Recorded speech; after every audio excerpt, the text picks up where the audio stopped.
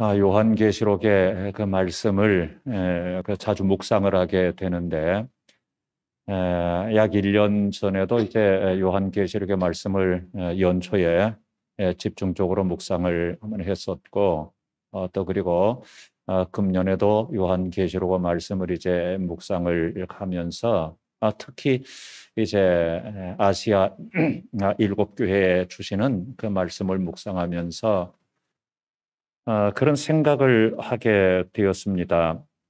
어떻게 사도 요한은 주님의 마음을 그렇게 정확하게 알아서 이처럼 전달할 수가 있었을까 하는 그런 생각이었습니다. 여러분 그렇지 않습니까? 요한계시록의 다른 곳에 보면 그렇게 말씀하고 있어요.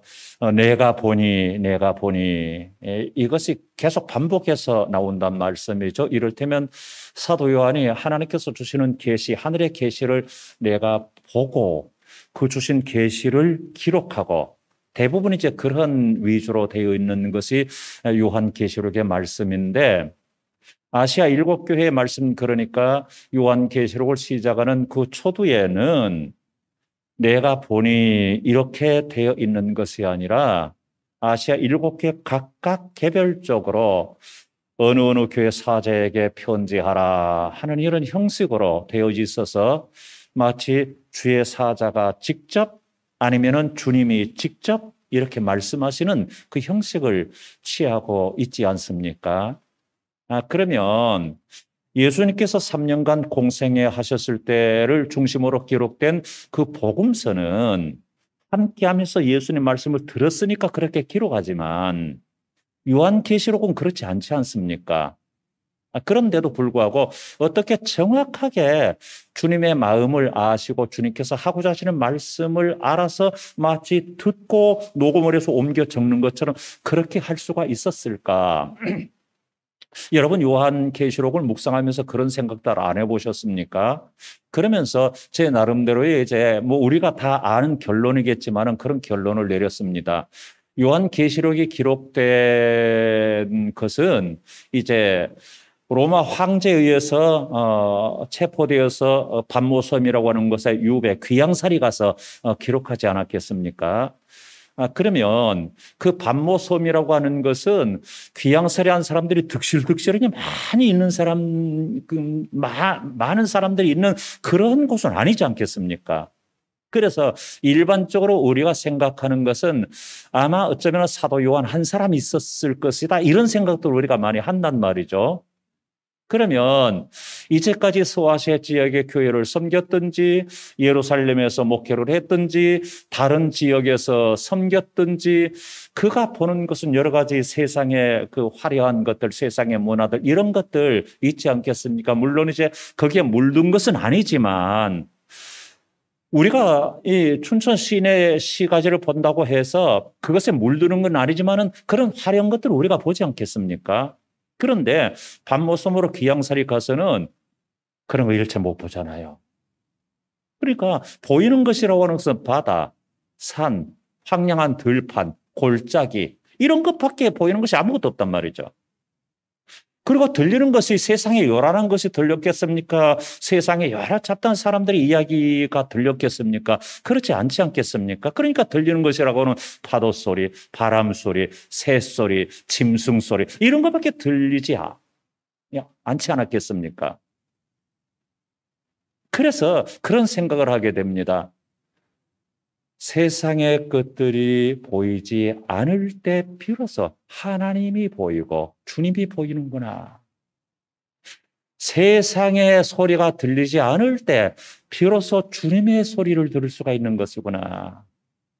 그래서 요한계시록은 독특하게 사도 요한이 썼음에도 불구하고 요한복음과 요한서신 세 권과 이것은 삶의 현장 속에서 그렇게 기록을 했겠는데 요한계시록은 삶의 현장이 아니라 독특한 장소에서 기록된 반모섬에서 기록된 서신으로 그렇게 알려지고 있지 않겠습니까? 그래서 그 요한계시록을 가리켜서 계시록 또는 묵시록이라고 그렇게 이야기하게 됩니다. 하나님의 모습을 내가 보고 하나님의 음성을 듣고 기록한 것이니까. 그래서 세상의 끝을 보고가 아니라 하나님을 보고, 세상의 소리를 듣고가 아니라 하나님의 음성을 듣고, 그것이 바로 요한계시록이라고 하는 것이고, 그러한 마음으로 한 교회 한 교회 주의 말씀을 전달하면서, 즉 주님께서 한 교회 한 교회 말씀하시면서 오늘 본문에서는 드디어 두아디라 교회에 말씀하시는 그 음성을 듣게 됩니다. 두아디라 교회 사자에게 편지하라 하는 식으로 오늘 말씀도 되어 있습니다. 자, 그런데 이 두아디라 교회가 있는 두아디라라고 하는 그 성은 상업과 제조업이 번성했고요. 그리고 무역의 중요한 요충지가 되었다고 합니다. 그리고 요한계시록을 기록했을 때 당시에 상당한 번영을 누리는 곳이었고, 특별히 이제 많은 그 협동조합의 형태인, 우리나라도 협동조합들이 있지 않습니까? 그 협동조합들의 형태인 길드 문화가 조직적으로 활발하게 발전되어 있었다고 합니다. 그래서 그 길드로 가는 그 경제 조직이 발달되어서 그걸 중심으로 도시가 운영이 되어지고 있는 것입니다. 그 길드 중에서도 두드러진 것이 뭐냐면 구리세공업자, 그리고 또 염색업자, 이것이 굉장히 두아디라에서 활발하게 이루어져 있다라고 합니다. 특히 우리가 이제 그 염색업에 대해서는 사도행전 16장에 보면은 거기에 대한 일례를 보게 되는데요. 사도행전 16장 14절에 보면 이렇게 말씀하고 있습니다. 두아디라시에 있는 자색 옷감 장사로서 하나님을 섬기는 루디아라 하는 한 여자의 말을 듣고, 이렇게 나와 있습니다. 두아디라라고 하는 시에서 왔다 그 말이죠. 빌립보에 살면서 이제 염색 옷감 장사, 자주 장사를 하잖아요, 루디아가. 그러면은 왜 빌립보에 와서 그 장사를 하게 되었을까요? 자기 출신지인 두아디라에서 그것을 이제 익숙했단 말이에요. 그것을 배웠든지 아니면 많이 보고 이제 그렇게 했든지 간에 그만큼 두아디라는 이 구리세공업과 염색업이 발달되었고, 그것으로 인해서 많은 경제가 부흥되었다라고 하는 것입니다. 그것을 주도해서 이제 길드 협동조합이 형성되었다라고 하는 것입니다. 자, 그러면 이런 상황 가운데 있는 이런 상황 가운데서 신앙생활하고 있는 그 두아디라 교회에 보내는 편지에서 주님이 어떤 분으로 소개되고 있는가, 오늘 말씀 18절 보니까 그렇게 소개를 하고 있습니다. 주님에 대해서. 두아디라 교회의 사자에게 편지하라. 그 눈이 불꽃 같고 그 발이 빛난 주석과 같은 하나님의 아들이 이르시되, 이렇게 말하고 있습니다. 주님을 어떻게 묘사하고 있느냐 하면 그 눈이 불꽃 같고 그 발이 빛난 주석과 같은 하나님의 아들, 이렇게 묘사하고 있습니다. 아시다시피 각 교회마다 그 보내는 그 편지에서 각각 교회에 나타난 주님의 모습이 다르잖아요. 에베소 교회의 사자에게 편지하라, 거기에서 나타난 주님. 서머나 교회의 사자에게 편지하라, 거기서 나타난 주님. 버가모 교회의 편지하라, 거기에 나타난 주님. 두아디라 교회의 편지하라, 거기에 나타난 주님이 각각 다른 모습으로 나타나 있다고 하는 것입니다. 그래서 두아디라 교회는 그 눈이 불꽃 같고 그 발이 빛난 주석과 같은 하나님의 아들이래요. 이렇게 묘사하고 있습니다. 예리한 불꽃 같은 신적인 안목으로 교회를 통치하시는 것이죠. 그리고 주석과 같은 빛나는 발로서 뱀의 머리를 짓밟으셨듯이 악한 우상들과 이단들을 짓밟으실 것임을 드러내놓고 있는 상징적인 표현이라고 말할 수 있습니다. 여러분, 불꽃 같은 눈과 주석 같은 발이라고 했을 때 우리는 양면성을 생각하게 됩니다. 자, 불꽃 같은 눈, 주석같이 빛나는 발. 이렇게 하면 우리가 무엇을 어떤 그 영상을 떠올리게 되느냐면 심판주. 이것을 떠올리게 된단 말이죠. 그 모든 악과 죄를 통찰해 보시고 주석같이 빛나는 발로 짓밟으시면서 그렇게 심판하시는 그 심판의 주님을 우리가 연상하게 된단 말이죠. 그러나 우리는 또 그 모습뿐만 아니라 한편으로는 그 반대편에 이렇게 생각해야 됩니다. 불꽃 같은 눈으로 주의 백성들을 지켜보시면서 지키시고 보호하시는 주님. 이렇게 우리는 또한 이해할 수 있게 된다라고 하는 것이죠. 그래서 모든 것을 다 아신다라고 했을 때 우리가 두 가지 반응, 두 가지 생각을 갖게 되잖아요. 아이고, 나의 죄가 다 드러났겠네. 큰일인데? 이런 생각도 가질 수 있고, 나의 속사정을 다 아시니까 감사하다. 주님이 위로하시겠지, 주님이 힘주시겠지, 이런 생각도 갖게 된다라고 하는 것이죠. 마치 그와 같은 것이라고 하는 것입니다. 옳습니다. 주님은 불꽃 같은 눈동자로 그 죄를 살피실 뿐만 아니라 믿는 자의 모든 면면을 보시고 그를 지키시고 살피시고 인도하시고 보호하신다라고 하는 것입니다. 애당초 구약에서부터 하나님, 주님은 모든 것을 다 아시고 보시는 주님 하나님으로 등장하고 있지 않습니까? 우리가 잘 아는 것으로 출애굽에서 그렇게 말씀하잖아요. 내가 다 안다. 내가 다 보았다. 내가 다 들었다. 그래서 내가 너희들을 이제 인도하겠다. 이렇게 말씀하시지 않습니까? 바로 그 하나님을 찬양하면서 시편에서는 뭐라고 말하느냐 하면 시편 139편은 유명하게 그 아시는 주님을 말씀하고 있는데 1절부터 4절에서 그렇게 말하고 있습니다. 여호와여 주께서 나를 살펴보셨으므로 나를 아시나이다. 주께서 내가 앉고 일어섬을 아시고 멀리서도 나의 생각을 밝히 아시오며 나의 모든 길과 내가 눕는 것을 살펴보셨으므로 나의 모든 행위를 익히 하시오니 여호와여 내 혀의 말을 듣지 못하시는 것이 하나도 없으시니다. 이렇게 찬양하고 고백하고 있습니다. 그리고 잘 아시는데 더 이상 내려가면 이제 7절 이하에서는 그렇게 말하죠. 내가 바다 저 끝에 가서 거한다고 할지라도 내 하늘에 내 자리를 편도할지라도 그 여호와의 신 여호와의 하나님의 여호와의 영이 거기서도 함께 하시고 거기서도 나를 붙드신다. 내가 어디로 가든지 간에 하나님을 내가 피했다. 이제 할 곳이 없다 그 말이에요. 하나님은 거기서도 함께 계신다 그 말이죠. 내가 아무리 도망가서 이제 하나님은 이제 나를 모르신다. 거기서도 함께 하신다 그 말이에요. 야곱이 그랬잖아요. 야곱이 아버지 집 떠나니까 아버지 집에 계시는 하나님으로 알았는데 로스에서 잠을 잤을 때 하나님이 거기서 나타나셨단 말이에요. 여기서도 하나님이 계시는구나. 여기서 하나님 계시는구나. 야곱이 그거 알았단 말이에요. 가는 곳에 늘 하나님과 함께 하시는구나. 바로 그 하나님이란 말이죠. 그래서 139편에서 우리가 깨닫는 것은 뭐냐면 주님은 우리의 모든 죄를 다 감찰하고 계시는 거예요. 우리의 잘못을 다 감찰하고 계시는 거예요. 그 다음에 두 가지 깨닫는 것은 뭐냐면 그 주님은 우리의 상황을 다 아시기 때문에 나를 지키시고 나를 보호하시는구나. 이것을 우리가 깨닫게 됩니다. 18절의 오늘 본문의 말씀은 주님을 이런 분으로 소개하고 있는 것입니다. 다 보고 계시고 알고 계시고 결과를 따시는 주님.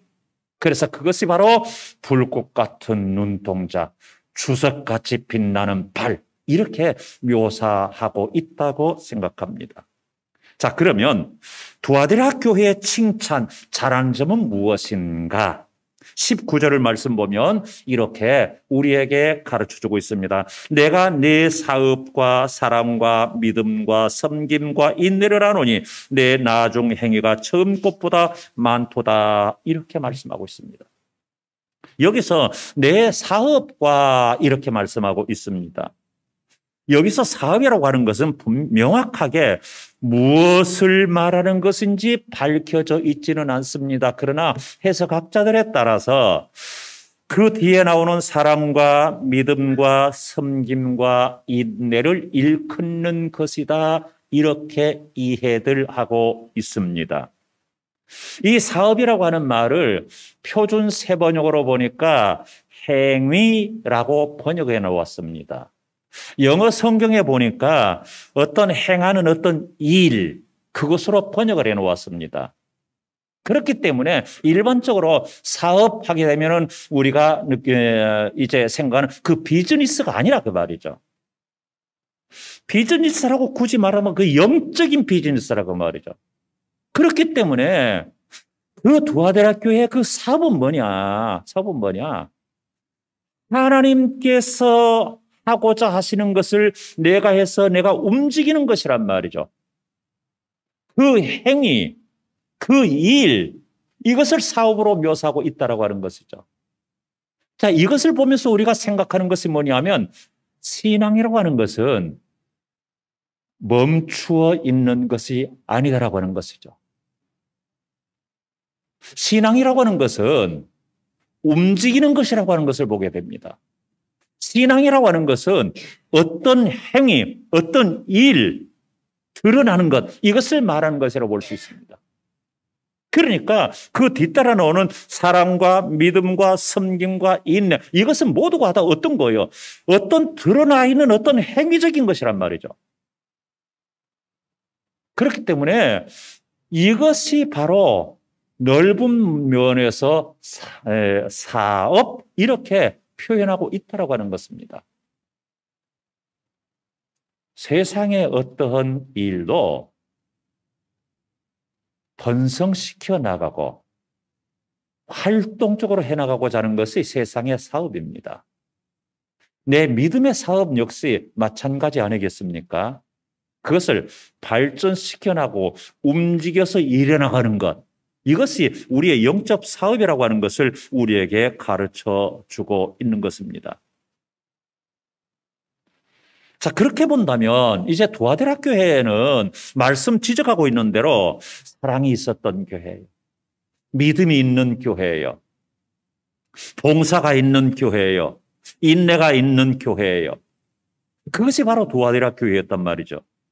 그런데 이 믿음이, 이 사랑이, 이 섬김이, 그리고 이 인내가 더욱더 갈수록 상승됐단 말이죠. 사람이 신앙생활을 하면서 세 가지 현상의 신앙생활이 나타날 수 있습니다. 첫째로 어떤 사람은 열심히 있다가 하얀 곡선을 세월이 흐르면서 걷는 사람이 있고, 어떤 사람은 열심히 믿은 아니면은 대충 믿는 그것이 그대로 수평선을 그으면서 그대로 지속되는 사람이 있는가 하면, 또 어떤 사람은 상승 곡선을 긋는 그 사람도 있다라고 하는 거죠. 그 모습으로 신앙의 형태가 나타나게 되는 거죠.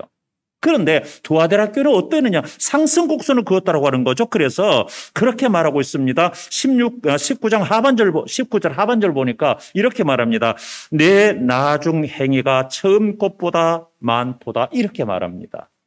이걸 분량으로 따졌을 때 믿음에, 사랑에, 봉사 섬김에, 인내에 처음에는 이렇지 않았는데 갈수록 더 풍성해지는 거예요. 더 많아지는 거예요. 더 믿음이, 더 사랑이, 섬김이, 더 인내가 더 커지는 거예요. 적어도 주님께서 두아데라 교회를 보시니까 그러하더라고 하는 거죠. 이것은 일반적이지를 않아요. 당시의 상황 속에서 여러분, 여러 모양으로 힘든 가운데 있잖아요. 늘 말씀드린 대로 로마 대박해 마지막 부분인 그 어떤 황제 숭배를 강요받고 많은 신전들이 그 주변에 있게 되고요.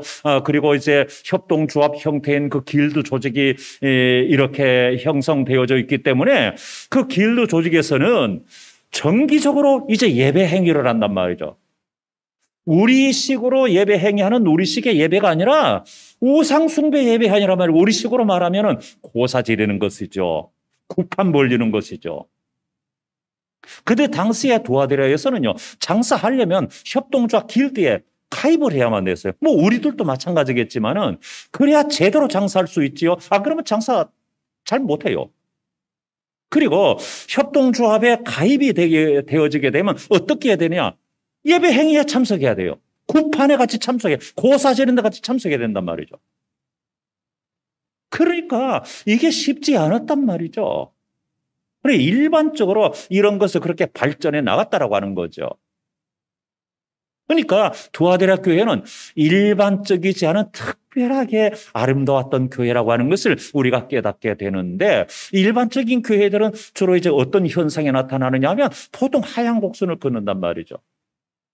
우리가 이제 에베소 교회를 대표로 보면요, 에베소 교회 문제가 뭐였어요? 에베소서가 아니죠. 요한계시록 2장 4절 보니까 이렇게 말씀하고 있는 것을 우리가 볼 수가 있습니다. 요한계시록 2장 4절에서 이렇게 말합니다. 그러나 너를 책망할 것이 있나니 너의 처음 사랑을 버렸느니라. 이렇게 말합니다. 에베소 교회에 말하는 주님의 지적이지요. 처음 사랑을 버렸다고 해서 처음은 어땠다고 하는 거예요? 사랑이 풍성했다고 하는 거죠. 뜨거웠단 말이죠.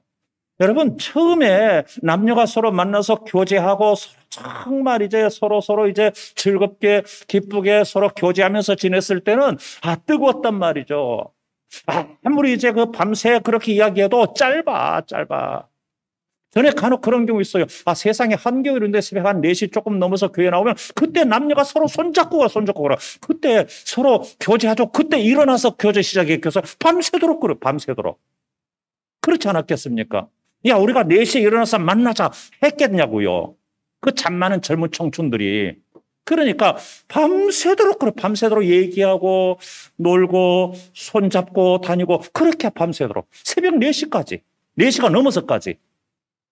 그러더란 말이죠. 그것이 언제 식을까요? 그 새벽 4시까지 손잡고 다니던 그 뜨거운 사랑이 언제 식을까요? 모르지요, 뭐. 사람마다 다르니까. 에베소 교회가 그랬단 말이죠. 주님을 향해서 그랬단 말이죠. 그런데 처음 사랑을 버렸다고 했으니까 처음에는 그랬는데 이게 식어가더라고 말이죠. 그래서 에베소 교회는 어떤 형태의 자조 섞인 추억 속에 살았냐면, 그때가 참 좋았는데 이렇게 살았다 그 말이죠. 여러분, 그러면서 제가 그런 말씀 드렸습니다. 우리의 신앙에서 그렇게 그런 얘기 하지 말자 그 말이에요. 그때가 좋았는데 이렇게 살지 말자 그 말이에요. 그때도 좋았지만 지금은 더 좋다. 이렇게 살 수 있어야 된다고 말이죠. 그러면 두아디라 교회가 그렇단 말이죠. 에베소 교회는 그런데 두아디라 교회는 그때도 좋았지만 지금은 더 좋다. 지금은 더 좋다. 춘천성산교회는 모든 성도들은 그때도 좋았지만 지금은 더 좋다. 이렇게 살아가시기를 축원합니다. 이게 중요하잖아요. 우리 신앙에. 그때는 참 내가 물불 가리지 않고 열심히 했지. 참 그때는 그랬지. 그때는 좋았지. 지금은 내가 많이 타락했어. 알기는 알아. 그렇게 해서는 안 된다고 하는 거죠. 두아디라 교회는 계속 발전했단 말이죠. 나중에 더 좋았다고 하는 것이죠. 그러니까 칭찬하지 않을 수가 없는 거죠. 이것이 일반적이지 않기 때문에 주님은 칭찬하시는 거죠. 이것이 특별하기 때문에 주님은 칭찬하신단 말이죠. 자, 그런데 여기서 딱 끝났으면 좋은데 두아디라 교회 역시 책망받는 점이 있단 말이죠. 잘못하고 있는 것이 있단 말이죠. 그것이 뭐냐면 20절에서 21절에서 말씀하고 있는데요. 우리가 한번 주목해 봅니다. 20절에서 21절. 그러나 네게 책망할 일이 있노라. 자칭 선지자라는 여자 이세벨을 네가 용납하매니 그가 내 종들을 가르쳐 꿰어 행음하게 하고 우상의 제물을 먹게 하는도다. 또 내가 그에게 회개할 기회를 주었으되 자기의 음행을 회개하고자 하지 아니하는도다. 이렇게 말했습니다. 여기서 여자 이세벨 하게 되면 먼저 우리가 이세벨 떠올리자는 아합 왕의 아내 이세벨. 옳습니다. 그래서 이세벨이라고 하는 이름이 붙어져 있습니다. 당시에서는 두아디라 교회의 그 거짓 교사들을 이해하고 지칭하고 있는 것인데, 구약의 이스라엘의 그 아합 왕의 부인인 이세벨이 어떻게 했나요? 이방 신을 가지고 왔죠. 자기가 시집 오면서 가지고 왔단 말이죠. 바알신을 가지고 왔단 말이죠. 자기가 왕위의 권세를 가지고 있으니까 자기만 섬길 뿐만 아니라 온 백성들을 다 섬기겠단 말이죠. 여러분, 남편이 아내 말 잘 들어야 돼요? 잘 안 들어야 돼요? 들을 건 잘 들어야 될 건 잘 듣고, 잘 안 들어야 될 건 잘 안 듣는 게 정답인데, 아합은 지주가 없어요. 아내가 그렇게 하니까 그대로 따라한 거예요. 그대로 들어버린 거예요. 결국에 이스라엘에 바알 신상을 설치하고 바알을 섬기는 게 만연했다니까요. 그래서 바알을 다 섬기도록 강요하고 나는 바알 안 섬기고 하나님 섬기다 죽였지요, 다. 엘리야가 거기서 큰 곤욕을 치르지 않았습니까? 그런데 그 바알 신상은 어떤 특징 가지고 있는, 당시에 대부분 그쪽 지역에서 그래요. 우상들은 다 그러는데 음행이 하나의 그 예배의 그 제도 속에 들어있단 말이죠. 그래서 공식적인 공창들이 있었단 말이죠. 그러니까 사람들이 그 속에 쾌락에 빠져드는 거예요. 너무 쉽게 빠져드는 거예요. 그래서 육체적으로도 영적으로도 그냥 쾌락 속에 빠지고 영적인 아둔함 속에 빠져서 멸망해 나가는 것이죠. 그래서 결국은 이 여자 이세벨, 본문의 여자 이세벨은 어떤 형태의 사람이었냐면 성도들을 가르쳐서 음행에 빠지게 하고 우상 제물을 먹게 하고, 아마 두아디라 교회에 있는 여자 이세벨은 두아디라 교회에 영향력을 행사하는 사람이었던 것 같아요. 그만큼 힘이 있었던 사람인 것 같아요. 여자 이세벨 했기 때문에 분명히 그 사람은 여자일 거라고요. 그냥 이세벨만 해도 상징적으로 나타나는데 여자 이세벨 했기 때문에 분명히 여자일 거라고요. 그런데 왜 영향력을 행사하는 사람이었겠냐 하면 그 앞에 보니까 그래서 가르쳐. 일반적으로 남을 가르칠 수 있는 사람이었단 말이죠. 그래서 가르치는 게 좋은 걸 가르쳐야 되는데 나쁜 것을 가르쳤단 말이죠. 아마도 어쩌면은 그렇게도 했을 수 있습니다. 교인들 가운데, 두아디라 교인들 가운데서도 협동조합에 가입한 사람들이 많지 않겠습니까? 왜? 장사해서 먹고 사니까. 그러면 협동조합에 가입해 있으면은 이제 그 정기적으로 해야 하는 예배 행위에 동참해야 된단 말이죠. 즉, 구판을 같이 벌려야 된단 말이죠. 같이 고사 지내야 된단 말이죠. 그런데 그걸 충동했을 거라고요. 괜찮아. 이것은 우상 섬기는 거 아니야. 이건 우리 사회에서 되어지는 문화야. 여러분, 우리나라에서 보면 문화 행사를 빙자한 우상 숭배가 얼마나 많은지 알 수가 없습니다. 춘천에서도 벌이는 매년, 요즘에는 그것을 잘 하지 않은 것 같은데 어떤 축제, 어떤 제를 벌이고 있는 경우 있고요. 특히 도드라진 것이 강릉의 단오제.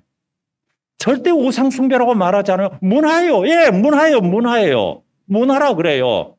시에서도 문화라 그래요. 사람들이 문화라고 그래요.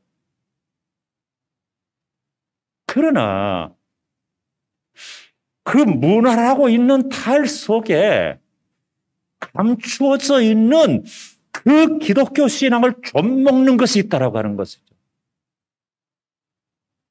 우리가 신앙생활을 해나가는데 이것이 문제가 된다라고 하는 것이죠. 문화라고 하는 것이 물론 건전한 문화가 있지요. 우리가 함께 나누고 함께 누리고 동참할 수 있는 건전한 문화가 얼마든지 있지요.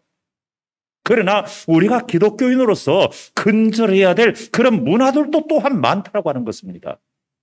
그것이 바로 두아디라 교회 협동조합 길드에서 벌이는 정기적인 그런 축제예요.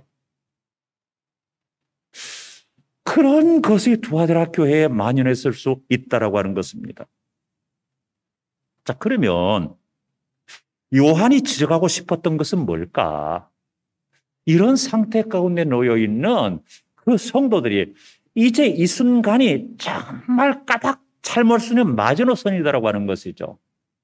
여기서 까닭 잘못된 그 여자 이세벨을 쫓아가면 까닭 이쪽으로 기울어져 버릴 수밖에 없는 그런 형태라고 하는 것이죠. 그래서 요한 사도가 염려하는 것은 뭐냐면 영적 타락은 육체적 타락을 불러오게 되고 육체적인 타락은 영적 타락을 불러올 수밖에 없다라고 하는 것이 요한 사도가 염려하는 거예요. 여러분 아십니까? 영적으로 타락하게 되면 육체적으로 타락할 수밖에 없어요. 육체적으로 타락하게 되면 영적으로 타락할 수밖에 없어요. 이건 괜찮은데 저건 아니다. 이게 없다라고요. 어쩔 수가 없는 거예요. 구약 아합 왕 때의 이세벨은 이방 우상을 이스라엘에 끌어 들였을 뿐만 아니라 그 바알 우상을 거부하는 하나님을 믿는 자들을 처단했다라고요. 너무나도 그것이 이스라엘의 가슴 아픈 오점으로 남겨져 있지 않습니까? 성도님들, 오늘날에는 고사 지내는 것이 그렇게 흔하지는 않은 것 같아요. 그러나 일반화되어 있었습니다. 회사에서도 어떤 사업을 하는데도 어떤 가게를 오픈할 때도 고사 지내는 거. 그것은 문화가 아니에요. 결코 문화일 수 없습니다. 여자 이세벨은 그것을 주도해 나갔을 것이라고 하는 것을 우리는 추측할 수가 있습니다. 사탄은 신앙생활을 하지 말라고 말하지 않아요, 여러분들. 사탄은 신앙생활을 해라, 열심히 해라, 하나님 열심히 믿어라, 예배 열심히 드려라. 그러나 구판도 함께 해. 그건 문화야. 그건 괜찮아. 그건 죄 지는 게 아니야. 그렇다고 우리가 구판 속에 빠지는 거 아니야. 그리고 우리가 황제 숭배한 거 아니잖아. 그렇다고 우리가 고사 지내고 이렇게 하면서 거기에 내가 가담하고 주도적인 역할을 하는 거 아니잖아. 괜찮아. 이것이 우리를 흔든단 말이에요. 이것이 우리를 약하게 만든단 말이죠. 마귀는 신앙생활을 해라 하면서 문화 역시 버리지 말라고 하는 것입니다. 이 구판 역시 버리지 말라고 하는 것입니다. 그래서 세속 중심과 세상 쾌락은 신앙을 결국 침몰시키고 마는데 그것을 느끼지를 못하는 거예요. 그래서 그래 괜찮겠지 뭐. 여러분 저는 용서하시고 들으시기 바랍니다. 술 한 잔씩 마시고 담배 한 대씩 피우는 게 지옥 간다고는 생각 안 해요. 그런 성도들이 있을 수 있지요. 담배 안 피우고 담배 피운다고 술 마신다고 교회 못 다니게 하는 것보다도 담배 피우면서 술 마시면 교회 다니는 게 낫잖아요. 그게 낫잖아요. 그런데 우리가 기준은 분명히 세워야 된다고 하는 거예요. 그래서 하나 내게 침투에 들어오면 2개 침투에 들어오게 돼요. 3개 침투에 들어오게 돼요. 그러면은 온통 침투에 들어오게 될 수밖에 없는 거예요. 내가 하나 내주면 2개 달라고 그래요. 3개 달라고 그러는 거예요. 어쩔 수가 없는 거예요. 마지막으로 회개할 기회가 있을 때 우리는 회개할 수 있어야 된다고 하는 것을 우리에게 본문은 가르쳐 줍니다. 21절 하반절에서 이렇게 말씀합니다. 회개하지 아니하면 안 된다고 하는 것을 회개하고자 하지 아니하도다 이렇게 말하고 있습니다. 회개해야 되는데 회개하려고 하지 않는다라고 하는 거예요. 저는 며칠 전 새벽 기도회 때 그런 말씀을 드렸습니다. 회개 문제 이야기하면서 이제 가룟 유다를 이야기하면서 이제 그 가룟 유다가 주님을 이제 그 파는 장면, 주님께서 이제 떠나는 그 장면을 이야기하면서 가룟 유다는 회개의 불환 지점을 지나고 말았다라고 하는 것입니다. 여러분, 불환 지점이라고 하는 것은 이를테면 비행기가 이륙을 하게 되면 저쪽으로 가지 않습니까? 그런데 다시금 이륙한 공항으로 되돌아올 수 없는 지점이 있대요. 그것이 어떤 것으로 기준하냐면 연료 문제 때문에. 그래서 일정한 불한 지점을 지나게 되면 목적지로 계속 가든지 아니면 다른 공항에 불시착하든지 해야지 이륙하던 공항으로 다시 못 돌아온대요. 올 수가 없대요. 그 지점을 가리켜서 불환 지점이라고 그렇게 이야기하는데 그건 우리의 신앙에도 마찬가지잖아요. 우리 회개에 대한 것도 불한 지점이 있단 말이죠. 회개할 기회가 있을 때 회개해야지 회개할 기회를 놓쳐버리게 되면 회개 못하는 거예요. 다른 유다처럼 그렇게 하지 않는다고 할지라도 회개할 불한 지점을 지나버리는 것이 뭔지 아세요? 처음에는요, 내가 민감한 것까지도요, 내가 내가 긴장했고, 불안해했고, 내가 죄송했고, 아이고, 내가 이렇게 했네. 아주 민감한, 아주 조그만 것까지도 그렇게 했단 말이죠. 그래, 세월이 흐르면서 어떻게 되느냐? 내 양심이 무디어져요. 마비가 돼요. 하인맞게 돼요. 그러니까 그보다 더 큰 것도 이제 끄덕하지 않는 거예요. 처음에는 남의 바늘 하나 훔쳐가지고 불에서 벌벌 떨어 아이고 내가 왜 이랬을까 왜 이랬을까 그런데 황소 훔쳐가지고도 안 그런단 말이죠. 이게 불한 지점이에요.